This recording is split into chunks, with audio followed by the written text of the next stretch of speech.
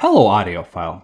Today I will show you how to easily remove and replace the earpads cushions for these AKG K-702 Studio headphones.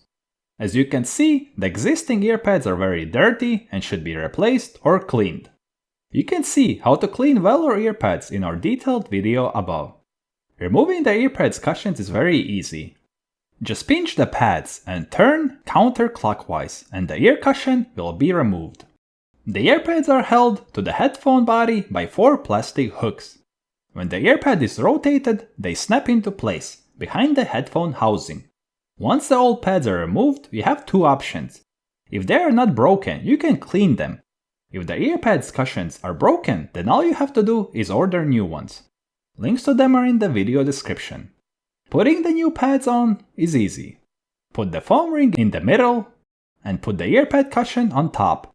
Turn the pad clockwise so it snaps behind the headphone body. That's it.